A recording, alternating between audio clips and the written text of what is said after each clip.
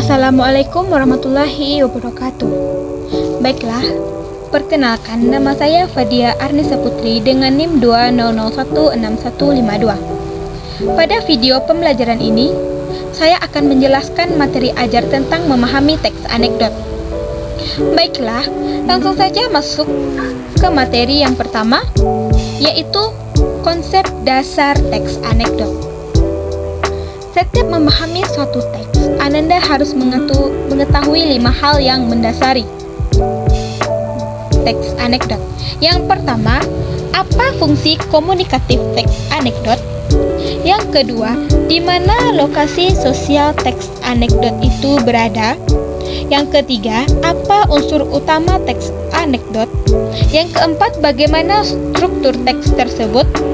Dan yang terakhir, apa karakteristik penggunaan bahasa pada teks tersebut?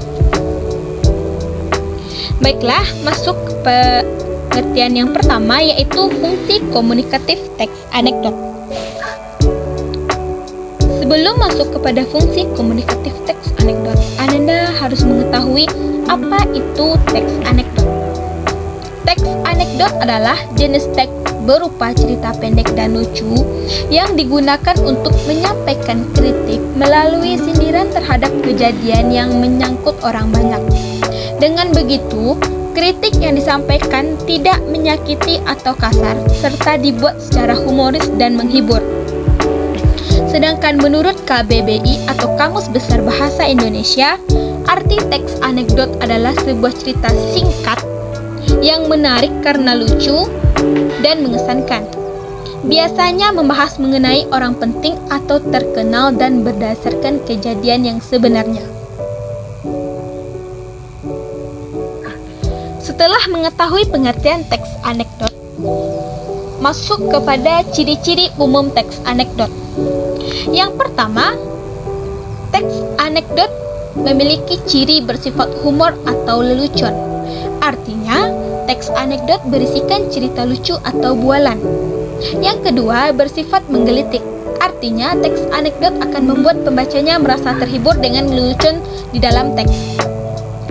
Yang ketiga, memiliki tujuan tertentu. Yang keempat, bersifat menyindir atau mengkritik. Yang kelima, bisa jadi mengenai orang penting atau orang lain.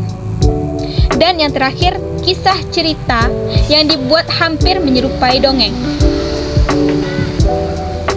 Selanjutnya, yaitu lokasi sosial teks anekdot. Yang dimaksud dengan lokasi sosial teks ialah lokasi atau tempat ditemukannya sebuah teks. Pada umumnya, teks anekdot terdapat pada media cetak. Contohnya pada koran.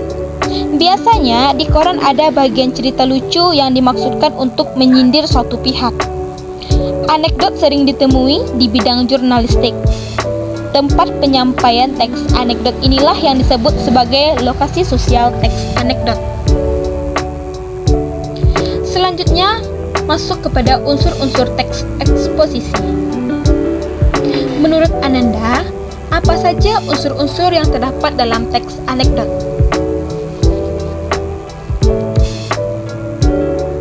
Unsur-unsur yang terdapat dalam cerita teks anekdot itu ada beberapa unsur. Yang pertama, tokoh.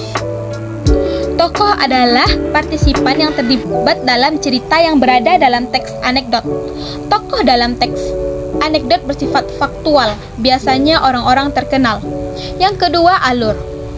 Alur adalah jalan cerita berupa rangkaian peristiwa yang benar-benar terjadi ataupun sudah mendapat polesan maupun tambahan-tambahan dari pembuat anekdot itu sendiri.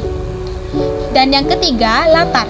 Latar berupa waktu, tempat, ataupun suasana dalam anekdot diharapkan bersifat faktual. Artinya, benar-benar ada di dalam kehidupan yang sesungguhnya. Selanjutnya, yaitu struktur generik teks anekdot.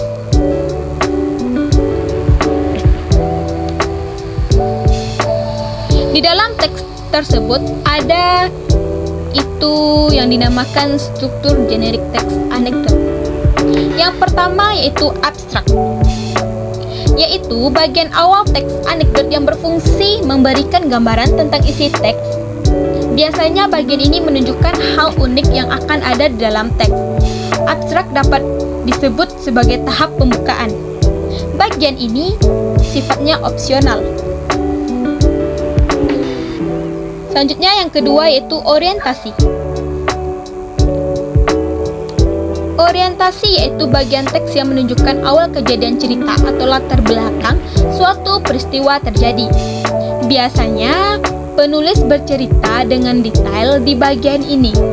Bagian ini mengarah pada terjadinya suatu krisis, konflik, atau peristiwa utama.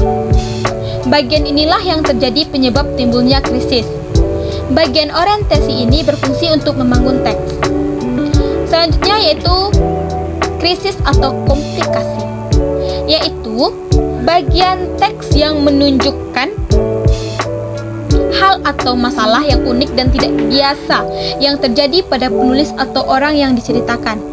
Krisis dimaknai sebagai saat terjadinya ketidakpuasan atau kejanggalan. Dengan kata lain, pada bagian ini adanya kekonyolan yang menggelitik dan mengundang tawa. Bagian ini merupakan inti dari peristiwa teks anekdot. Selanjutnya yaitu reaksi. Reaksi yaitu bagian teks yang menerangkan cara penulis atau orang yang diceritakan dalam menyelesaikan masalah yang timbul di bagian krisis. Reaksi itu berkenaan dengan tanggapan atau respon atau krisis yang dinyatakan sebelumnya. Reaksi dapat berupa sikap, mencela, atau menertawakan. Bagian ini seringkali mengejutkan, sesuatu yang tidak terduga, mencengangkan. Reaksi dijadikan sebagai bagian yang memberikan penyelesaian masalah lengkap dengan menggunakan cara yang menarik dan berbeda dari biasanya. Yang terakhir yaitu koda. Bagian akhir dari cerita unik tersebut yang menjelaskan kesimpulan tentang kejadian yang diceritakan oleh penulis. Koda sama dengan penutup, pertanda berakhirnya cerita. Di dalamnya berupa persetujuan, komentar, ataupun penjelasan atas maksud dari cerita yang dipaparkan sebelumnya. Bagian ini biasanya ditandai oleh kata-kata seperti itulah, akhirnya, demikianlah.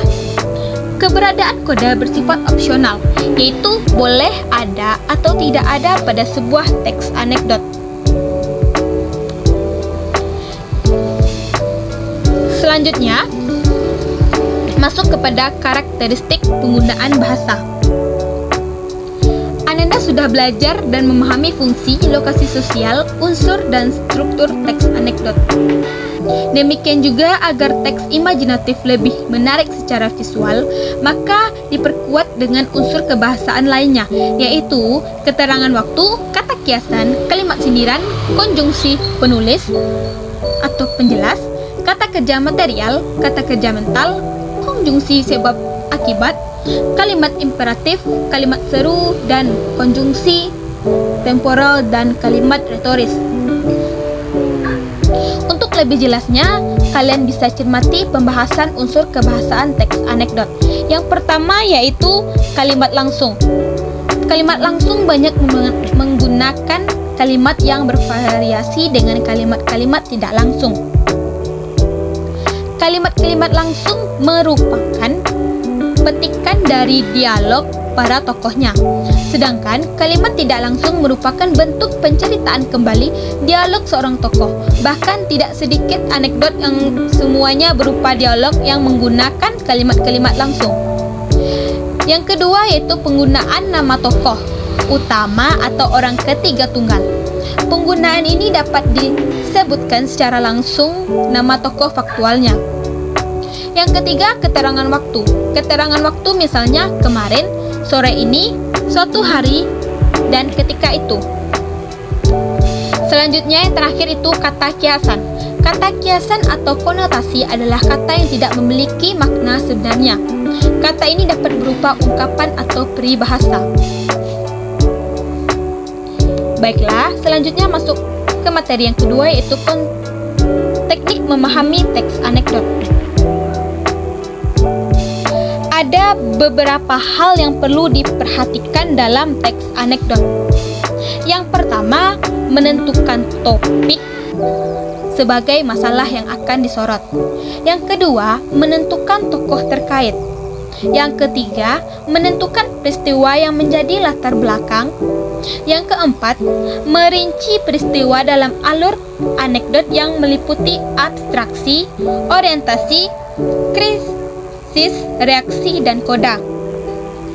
Yang kelima, mengembangkan kerangka anekdot menjadi sebuah cerita yang utuh.